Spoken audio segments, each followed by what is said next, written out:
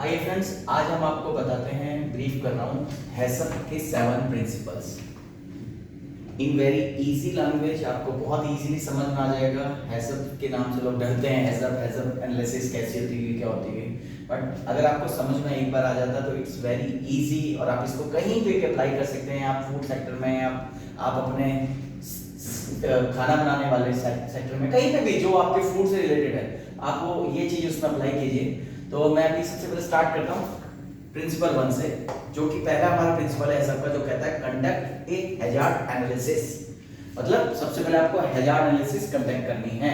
तो उसका first step है, करने के लिए क्या करना पड़ेगा आपको, identifying the hazard that may affect the process.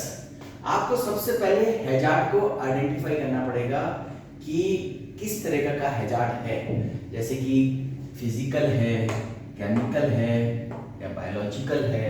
पहले तो आपको 3 फॉर्म में इसको सेग्रीगेट करना पड़ेगा। और हाँ, अब आपके लिए एक अपडेट और कर देता हूँ कि केमिकल के अंदर आपको एलर्जन भी करना जरूरी है। अगर आपके प्लांट में एलर्जन यूज हो रहा है तो अब एलर्जन मैंडेटरी हो चुका है। FSSC 2000 वर्जन 5.1 जो लेटेस्ट आ चुका है, उसमें इसका बहुत इंपॉर्टेंस है। आपसे इससे रिलेटेड काफी क्वेश्चनिंग हो सकती है। नेक्स्ट वीडियो में आपको एलर्जन भी मैं ब्रीफ करूंगा। अभी इसके बी सेगमेंट में आते हैं, identifying the hazard are likely to occur. मतलब आपको ये आइडेंटिफाई करना है वो हैजार्ड जो कैसे कैसे कितने टाइम में हो सकते हैं, क्या पॉसिबिलिटीज हैं, कितनी उसकी ड्यूरेबिलिटी है। तो ये आपको सारे अपने माइंड में एक स्टार्टिंग से लास्ट तक में पॉसिबिलिटी, छोटे से छोटा अगर आप इसमें हैजार्ड कवर कर लोगे तो आपको असेसमेंट करने में इजी होगा। ठीक है, फॉर एग्जांपल मैंने सबसे पहले कोई भी आपका माल आ रहा है, वो आ रहा है व्हीकल से। ठीक है, तो मैंने क्या करा, मैंने दिमाग में आया कोई भी माल मेरे पास व्हीकल से, मेरा पास रॉ मटेरियल आ रहा है, या मेरे पास व्हीकल से फिनिश गुड मेरा बाहर जा रहा है, तो मेरे को किन चीजों में सोचना चाहिए। सबसे पहले मैंने व्हीकल से सोचा, व्हीकल भैया क्या होना चाहिए, व्हीकल में फिजिकल में अगर मैं दिमाग लगाऊं तो वही, अगर उसमें डस्ट होगी या आपका कुछ और फिजिकल पार्ट है तो फिजिकल में आ जाएगा। तो उसके लिए मेरे को सेकंड स्टेप पे सोचना पड़ा, और केमिकल में क्या हो सकता है, इससे पहले किसी को केमिकल लेके गया हो या उसका कुछ इंपैक्ट आ रहा हो।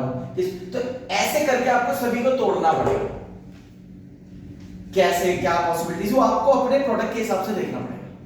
थर्ड में आते हैं, deciding which hazard are significant. Significant means important, ये आपको पहले डिसाइड करना पड़ेगा। आप क्या करेंगे, जब आप हैजार्ड एनालिसिस स्टार्ट करेंगे तो आपने जैसे आपने पॉइंट्स बनाया कि भाई ये वाला स्टेप था, और इसको अभी आप फिर सबसे पहले जो आएगा उसको, अब जो एज पर एफएसआई का न्यू गाइडलाइंस वर्जन 5.1 में जो लेटेस्ट वर्जन है, उसमें अब आपको पहले खाली सिग्निफिकेंट ही बोला जाता था, अब आपको उस हैजार्ड को सिग्निफिकेंट और नॉन सिग्निफिकेंट में तोड़ना पड़ेगा। सबसे पहले आपको सिग्निफिकेंट और नॉन सिग्निफिकेंट में, फिर आप सिग्निफिकेंट को फिर से आइडेंटिफाई करेंगे 3 फॉर्म में, जो कि आपका हो जाता है पीआरपी, ओपीआरपी और सीसीपी। ये नेक्स्ट स्टेप है, बट मैं आपको बाद में बता देता हूं कि इसमें सिग्निफिकेंट को भी फिर आपको, बाकी नॉन सिग्निफिकेंट को वहीं पे छोड़ देंगे जो आपने हैजार्ड लिया, बट सिग्निफिकेंट को आप 3 में तोड़ देंगे, पीआरपी, ओपीआरपी एंड सीसीपी में। And the last step is determining the measures necessary to control the hazard. कि आपको आपने हैजार्ड आइडेंटिफाई तो कर लिया, पर आपको ये भी डिटरमाइन करना है कि उसके कंट्रोल मेजर्स क्या होंगे हैजार्ड्स के। फॉर एग्जांपल मैंने कोई मैश ले लिया कि मेरे पास मैश से कुछ पास हो रहा है, तो भाई अगर वो मैश में हैजार्ड में मैंने लिया है कि फिजिकल हैजार्ड में भाई वहां पे दाग आ सकता है, कुछ भी आ सकता है, आपके हिसाब से आप सोच सकते हैं। तो अगर ये आता है और अगर ये फेल होता है तो क्या हो सकता है, और अगर आया तो उसका करेक्टिव एक्शन आपको क्या करना है, आपकी लाइन में क्या आपको रोकना है, या आपने कुछ उसकी लिमिट्स बनाई है, वो सब आपको अपने प्रोडक्ट के हिसाब से बनाना पड़ेगा। मतलब इस हैजार्ड एनालिसिस को आपने कहां से कहां कंप्लीट, इसमें आपको क्या क्या कवर करना है, कंप्लीट फूड चेन, जो कि फार्म से लेके फूड तक, फॉग तक आपको पूरा कवर करना है। खेती से लेके कंजप्शन तक, यूज करने तक पूरा कवर आप इसमें करेंगे। और आपको जो हैजार्ड सिग्निफिकेंट है याद करना है, ये किस बेस पे आप कर सकते हो, लाइक्लीहुड और सीवियरिटी बेसिस पे, कि किस में इसकी लाइक्लीहुड्स हो सकते हैं, कितनी पॉसिबिलिटीज, और सीवियरिटी इसका क्या इंपैक्ट आ सकता है हमारे ऊपर, इसके बेस पे हम करते हैं। फिर इसको बोलते हैं रिस्क असेसमेंट। कि आपने लाइक्लीहुड और इसके बेस पे इसकी शीट आप लिस्टिंग कर सकते हैं। जैसे कि लाइक्लीहुड कभी कभी आता है तो उसको 1 दे दिया, वीकली आ सकता है तो 2 रेटिंग में आपने इसको बनाया। आपका ये जो है जी ईयरली आता है 3 आ गया। अब आप सिमिलरली जैसे मैं आपको यहाँ पे क्लियर बनाता हूँ, शीट आप किस बोर्ड से कर सकते हैं। जैसे आपने स्केलिंग करा, लाइक्लीहुड हो गया और इधर आ गया सीवीआरटी। सीवीआरटी में आपने पहले लाइक्लीहुड में भैया ये जो होता है आपका कभी कभी आ रहा है जी, मंथ में एक बार आ रहा है उसको, तो ईयरली में एक बार आ रहा है। सीवीआरटी में यहाँ पे मतलब लेस, फिर थोड़ा सा मोर और पहली मोर में आ गया। आपको काउंट याद करनी है। सीवीआरटी में क्या आ गया, इसका लेस इंपैक्ट आएगा आपकी उसमें, इसका ज्यादा आपको बीमार ज्यादा कर सकता है, और बहुत ज्यादा वेरी मच मोर आ जाएगा कि आपको बहुत ज्यादा इलनेस कर सकता है सीवीआरटी पे इंपैक्ट। तो आपने इसकी कैलकुलेशन करेंगे जब आप वो हैजार्ड को काउंट करेंगे तो उसमें देखेंगे इसकी लाइक्लीहुड की रेटिंग कितनी जा रही है। भैया ये लाइक्लीहुड इसका 1 आया, ठीक, मैंने यहां से देख लिया। सीवीआरटी कैसी है भाई, ये भी इसकी सीवीआरटी भी कम आई, तो 1 इंटू वो जो रिस्क असेसमेंट में क्या गया 1 में आया, तो आपका वो नॉन सिग्निफिकेंट। आप उसके बाद एक रेंज बनाएंगे। रेंज आपको कैसे बनानी पड़ेगी, उसकी रेंज आप कैसे बनाएंगे कि भैया सिग्निफिकेंट के लिए और नॉन सिग्निफिकेंट के लिए। आपने सिग्निफिकेंट के लिए पहले नॉन सिग्निफिकेंट दे देते हैं भैया, 1 से लेके 3 तक की जो रेटिंग आएगी वो हम नॉन सिग्निफिकेंट में जाएंगे, और यहां पे 4 से लेके अब जो भी आएगी वो सिग्निफिकेंट में चले जाएगा। जैसे कि मैंने पहला एग्जांपल लिया, उसका लाइक्लीहुड 1 आ रहा था और मैंने सीवीआरटी देखी कि नहीं हमारी बॉडी पे इतना इंपैक्ट भी उसका नहीं है, तो 1 इंटू 1 क्या आ गया 1, तो किस में चले गया नॉन सिग्निफिकेंट में। उसके बाद मैंने कोई और एग्जांपल लिया, उसका लाइक्लीहुड भैया उसके चांसेस बहुत ज्यादा है होने के, तो वो 3 में चले गया। फिर उसके बाद मैंने देखा यार इसका सीवीआरटी भी होने का भी चांस बहुत ज्यादा है, और ये अगर हम इसको इनटेक कर लेते हैं, मेटल पीस कुछ बॉडी में चले जाता है तो उसका इंपैक्ट भी बहुत गंदा हो सकता है। तो दैट इज 3 इंटू में 3 इक्वल टू 9, तो वो किस में आ गया सिग्निफिकेंट हैजार्ड में। इस टाइप से आप रिस्क असेसमेंट कर सकते हैं पूरा, कि आपको पूरा क्लियर हो जाएगा कि कौन सा सिग्निफिकेंट है कौन सा नॉन सिग्निफिकेंट है। ये जो मैंने अभी आपको बताया, ये जानने के बाद आप इजीली अपना हैजार्ड एनालिसिस का फर्स्ट स्टेप कर सकते हैं, और बहुत इजीली आपसे एक चीजें हो सकती हैं। तो in a very simple and very easy language आप इस तरीके से इसको समझ सकते हैं। ओके फ्रेंड्स, अब हम चलते हैं सेकंड प्रिंसिपल पे। प्रिंसिपल नंबर सेकंड क्या बताता है, determine critical control points, CCPs basically. इसमें क्या करना है, आपको डिटरमाइन करना है जो आपने हैजार्ड फर्स्ट प्रिंसिपल में आइडेंटिफाई करा है, उनको सबको आप डिटरमिनेशन करते हैं। किस बेसिस पे करोगे, you will determine on the basis of risk assessment. जो आपने फर्स्ट स्टेज में सारा बना लिया, सिग्निफिकेंट है कौन सा नॉन सिग्निफिकेंट है। अब इसमें क्या होगा, जो आपके पास सिग्निफिकेंस फिगर थे उनको आप 3 में तोड़ोगे, पीआरपी, ओपीआरपी एंड सीसीपी।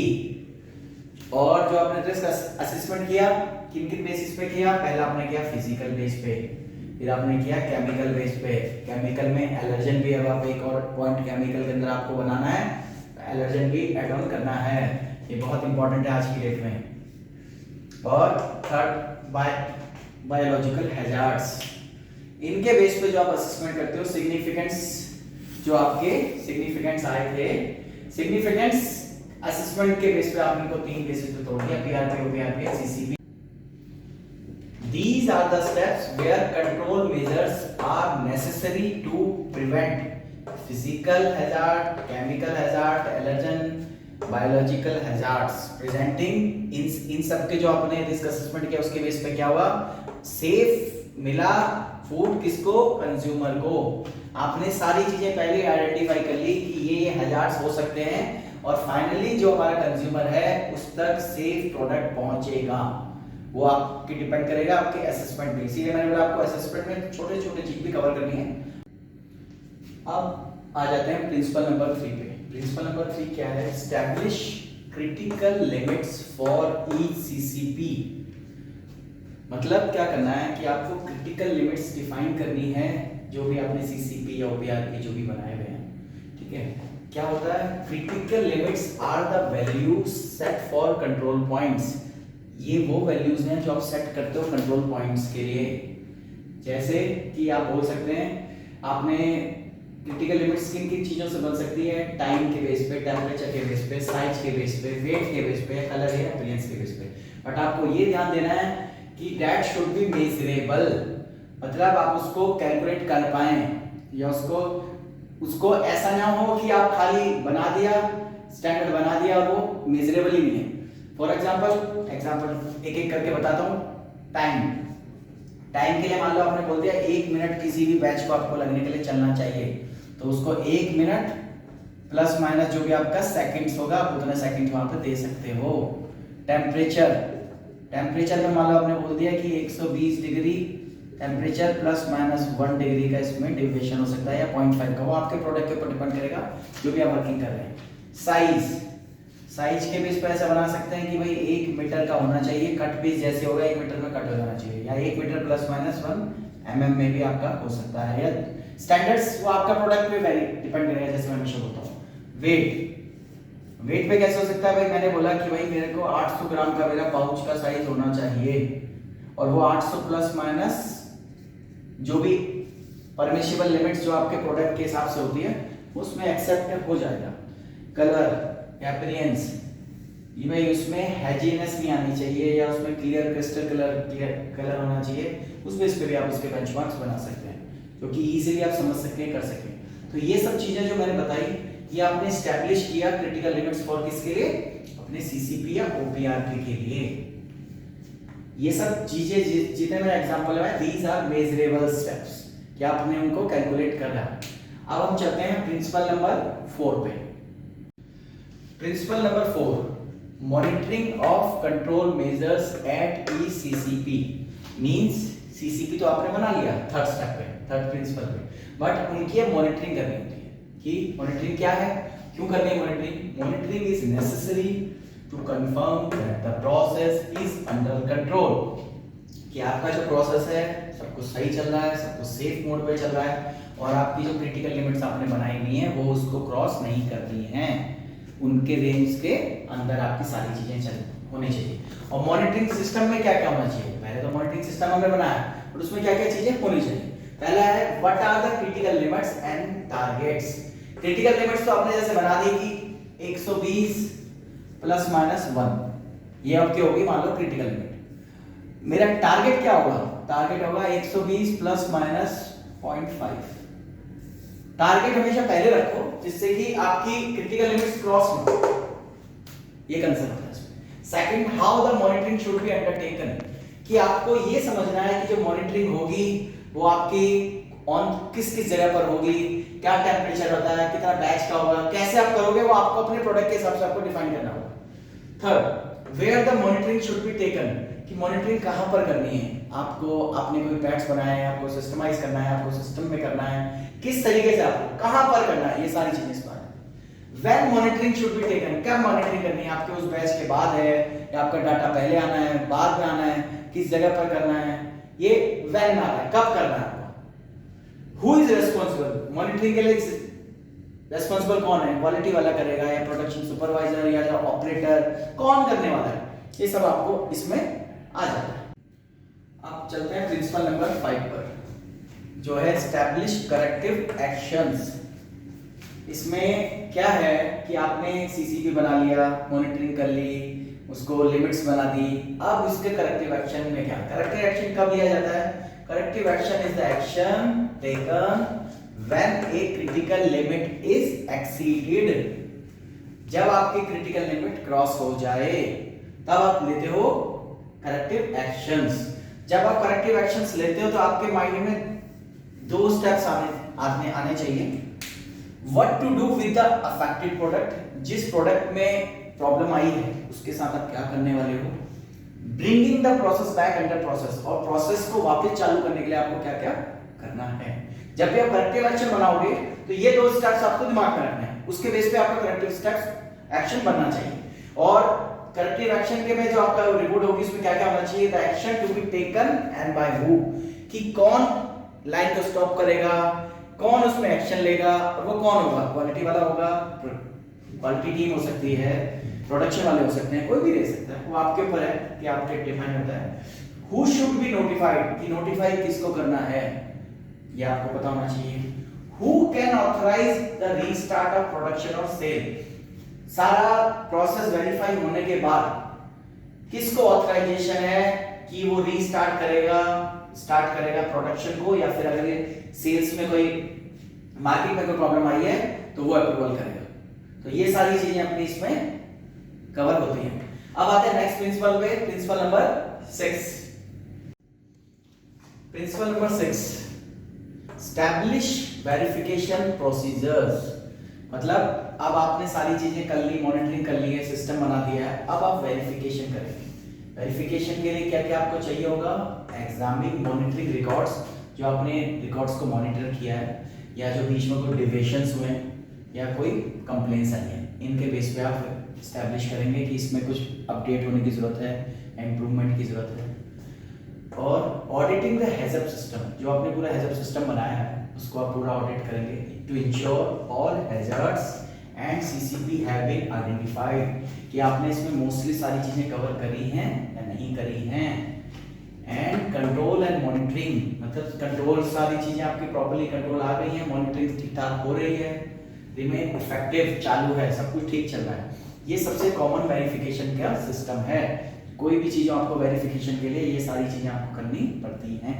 अब चलते हैं प्रिंसिपल नंबर 7 पर। इसके बाद आता है प्रिंसिपल नंबर 7, जो कि establish documentation and record keeping, कि आपने सब चीजें जब कर ली है, अब हर स्टेप पे काम हो सकता है। एस्टैब्लिश डॉक्यूमेंटेशन में मेंटेन करना है, और रिकॉर्ड कीपिंग जिसको बोल सकते हैं। डॉक्यूमेंटेशन किस चीज में हेल्प करता है, to demonstrate compliance to the hazard plan. ये सब चीजें कहीं पे आपको डिफेंस में, फूड डिफेंस में हेल्प मिल रही है, या आपको कहीं लग रहा है कि आपको ये सारे डॉक्यूमेंट्स किसी कोर्ट में या प्रोडक्ट रिकॉल में या मैनेजमेंट को दिखाना है, तो ये सारी चीजें आपके लिए इंपॉर्टेंट है। इसके लिए कुछ डॉक्यूमेंट्स के एग्जांपल में नाम बता देता हूँ। इस तरह के काफी सारे हो सकते हैं, स्पेसिफिक नहीं कि यही है, जो मेरे मेन दिमाग में मैंने लिख दिए हैं।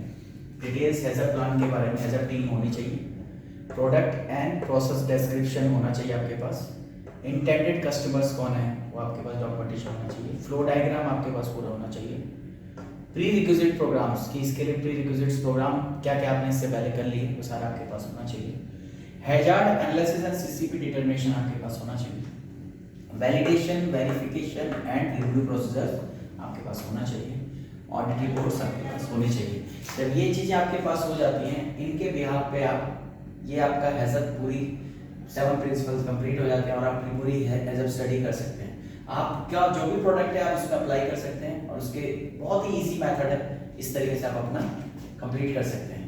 नेक्स्ट जो मेरा वीडियो रहेगी वो आपको मैं इस बार पीआरपी, ओपीआरपी एंड सीसीपी के बारे में ब्रीफली बताऊंगा कि इनको कैसे और ब्रीफली हम कर सकते हैं, किन चीज़ों को पीआरपी बना सकते हैं, किनको ओपीआरपी बना सकते हैं, किनको सीसीपी बना सकते हैं। Okay, thank you friends.